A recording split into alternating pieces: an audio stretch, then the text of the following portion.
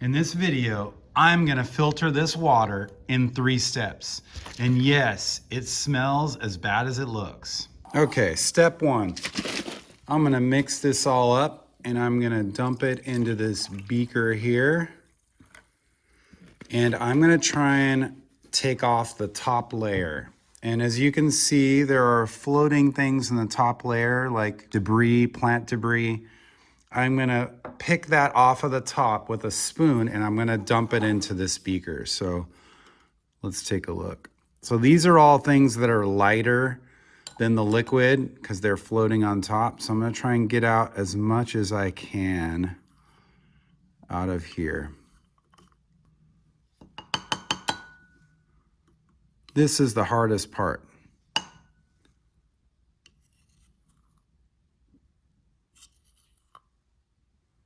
Okay.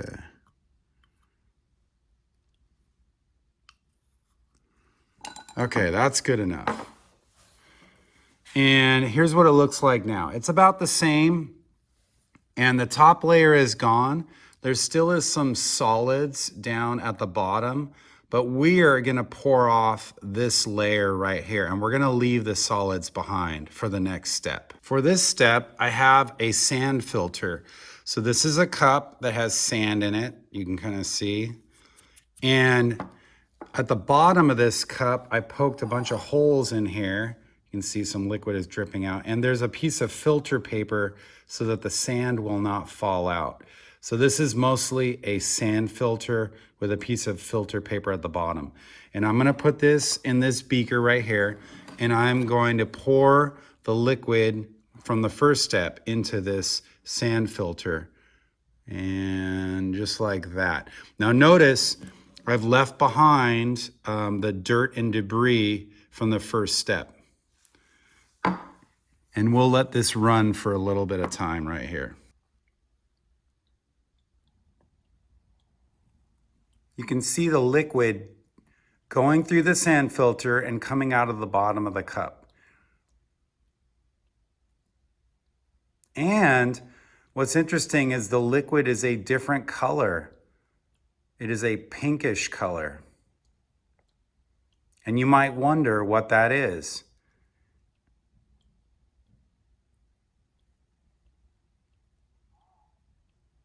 So after step 2, after sand filtration, what we have is a pinkish liquid. And you might wonder why it's pink.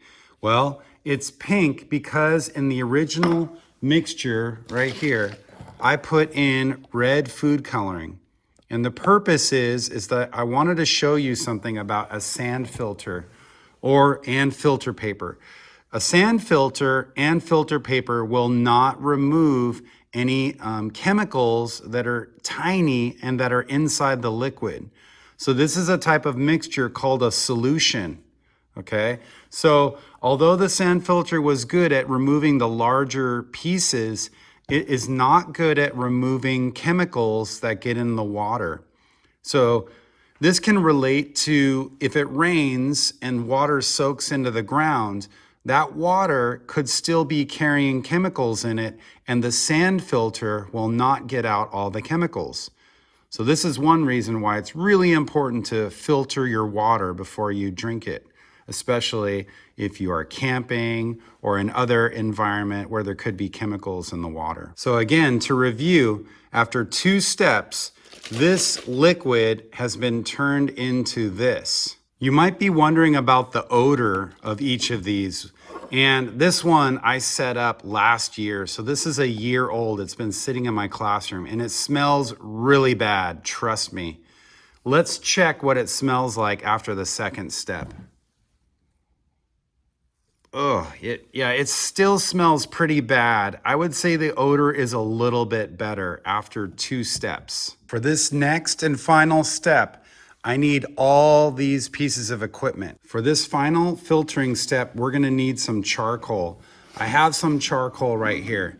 And all it is it's a black powder, And it's made, if you burn wood halfway, like in a fire pit when you go camping, if you burn it until it turns black and it looks all cracked and crunchy, and if you make that into a powder, that's what this is called. So this is called charcoal. I'm gonna need this. I have a spatula so that I can get charcoal out of the jar.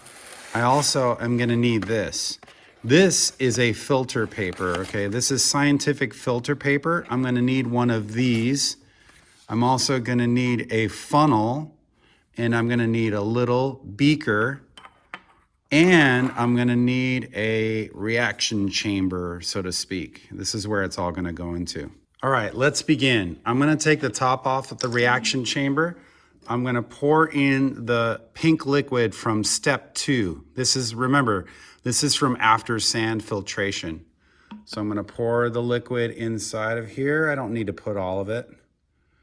I'll put most of it in there. So the pink liquid is at the bottom. Now, I'm gonna take some of the charcoal. I'm gonna spoon it into this spatula. And it looks like this black fine powder, and it's really messy. I'm gonna put it into the reaction chamber. I'm gonna put maybe 3 spatulas full. There's another one, there's number 2. And then one more. And there is number 3. Okay, now I'm gonna put the lid on and I'm gonna shake it up, okay? And I know what you're thinking. You're thinking, Mr. Reeves, you have just made this completely worse. I know it looks horrible. It's like, how could this be filtered? How could you filter this water? It is a complete mess. It's pitch black. The water is pitch black. All right, now I'm gonna need to filter this water. So I'm gonna take this piece of filter paper and I'm gonna do a special trick with it. I'm gonna give it a twist and I'm gonna turn it into a filter that can be put into a funnel, just like that. So a cone filter. And if you see, it will fit just into the funnel, and then it will filter the liquid, and the pure liquid should come out into this little beaker right here. So I'm gonna open up the top, and then I'm going to pour it in, pour in the black liquid. You can see, oh yeah, it's like pitch black. And I'm gonna let it go through the filter paper. So here's a side view. You can see the liquid dripping out. On the top, it is pitch black. And on the bottom, it is clear liquid coming out. What is going on? That is amazing. The water looks crystal clear. So let me explain what is happening here. Charcoal kind of acts like a microscopic sponge. It absorbs impurities, chemicals, and dirt and other things inside the water. And that's how the water went from going pink to clear. Okay, now this pink was caused by a red food coloring dye that I put in the water, just to show you that chemicals can still be in the water after the sand filter. But after charcoal filtration, if you look at the water now, the water is crystal clear, okay? And I'm gonna smell it right now. Let's see what it smells like. Actually, I can't smell a single thing. This has no odor, and the water is crystal clear. Now remember what we started with. This is what we started with, and in 3 steps, I turned it into crystal clear water with no odor. Now here's the question that everybody asks.